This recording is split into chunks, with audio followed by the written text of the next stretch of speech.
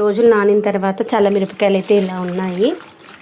తర్వాత వీటిని ఇలా తీసేసి వాటర్లో ఈ యొక్క మజ్జిగ తీసేసి జాల్లో ప్లేట్లో ఒక 10-15 నిమిషాలు ఉంచామనుకోండి, దీనికి ఉన్నటువంటి ఎక్సెస్గా ఉన్నటువంటి మజ్జిగ అంతా వెళ్ళిపోతుంది.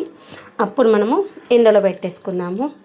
ఇలా తీసి పక్కన పెట్టేసి ఆలోపు నేను పూజ చేసేసుకుంటాను. పూజ అయిపోయిన తర్వాత పైకి వెళ్ళేసి వీటిని ఎండలో ఆరబెట్టేసుకుందాం. ఈరోజు డే మొత్తం ఎండలో ఉంచిన తర్వాత మళ్ళీ నైట్ తీసుకొచ్చి మళ్ళీ ఇదే మజ్జిగలో నానబెట్టేసుకోవాలి.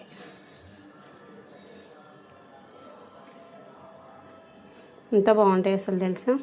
నేనైతే 1.5 కేజీన్నర వరకు ఉంటాయి అనుకుంటాను. అన్నీ ఒక్కసారి తెచ్చిన మిరపకాయలు కాదనమాట. కొన్ని ఇంకా అక్కడక్కడ పచ్చిగా ఉన్నాయి చూడండి, ఎల్లో గ్రీనిష్లో, అవి కూడా మళ్ళీ మనకి ఎల్లోయిష్లోకి మారిపోతాయి అన్నమాట. ఇంకొకసారి వేసిన తర్వాత అన్నీ అలా ఎల్లోయిష్లోకి మారిపోయిన తర్వాత ఆరిపోతే మనకి వైట్గా వస్తాయి. వీటిని ఇంకొక దాంట్లోకి వేసేస్తాను. ఓకేనా.